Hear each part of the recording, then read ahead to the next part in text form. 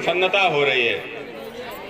और जिस प्रकार से मुझे यहाँ के ऊपर बताया गया कि प्रत्येक विवाह के लिए 51,000 रुपए का खर्चा हमारे उत्तर प्रदेश सरकार की ओर से किया जा रहा है, जिसमें कि 35,000 रुपए सीधे वधू के खाते में और 10,000 रुपए जो कि विवाह संस्कार की सामग्री के लिए है, जिसमें सभी को वस्त्र, आभूषण, चांदी की पायल, बिछिया, सोने की नथ, डिनर सेट, बक्सा, कंबल, गद्दे, बेडशीट, चादर, तकिया आदि प्रदान किया जा रहा है।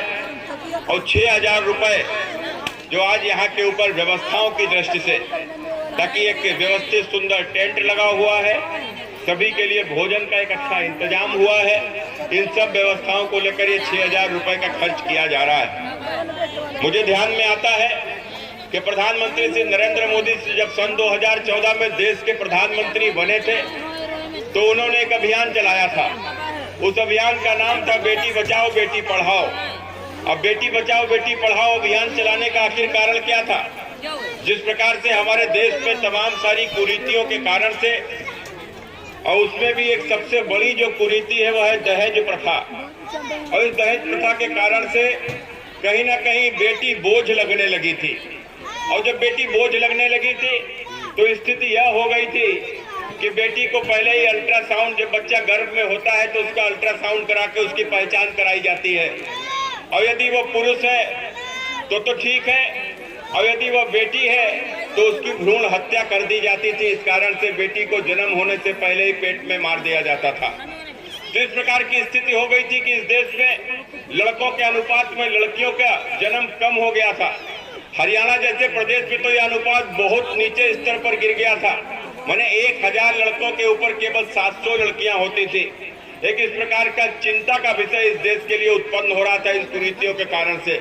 लेकिन प्रधानमंत्री श्री नरेंद्र मोदी जी के इस आह्वान के बाद में हमारे देश में तमाम सारी राज्यों की हमारी सरकारों ने मिलकर, हमारी दिल्ली की सरकारों ने मिलकर यह तय किया कि जो बेटी को लोग बोझ मानकर कि बेटी को पहले पढ़ाई की व्यवस्था करनी पड़ेगी, फिर इसके विवाह की व्यवस्था करनी पड़ेगी, इतना पैसा आखिर कहां से आएगा? तो सरकारों ने तय किया, प्रधानमंत्री श्री नरेंद्र मोदी जी ने तय किया कि इस देश की किसी भी बेटी को उसकी जिम्मेदारी को सरकार उठाएगी और उसको किसी के ऊपर बोझ नहीं रहने दिया जाएगा।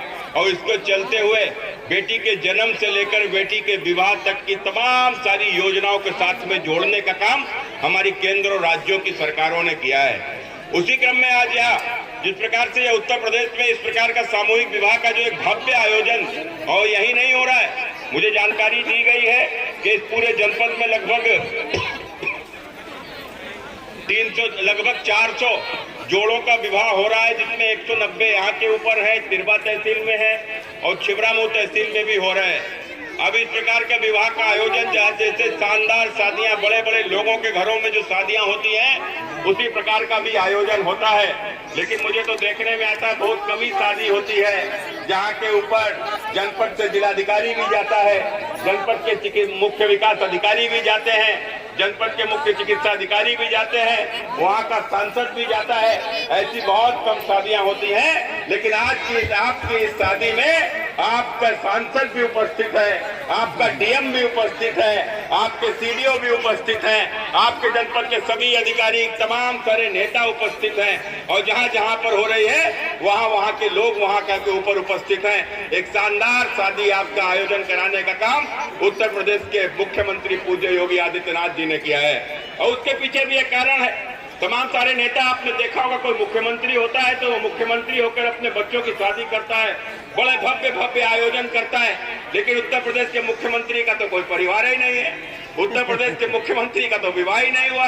वो तो कहते हैं जितनी भी बच्चियां हैं सब मेरी बच्चियां हैं, और उन अपनी सारी बच्चियों की शादी इस प्रकार से वो करने का काम मुख्यमंत्री योगी आदित्यनाथ जी के द्वारा हो रहा है, एक भव्य आयोजन के द्वारा हो रहा है।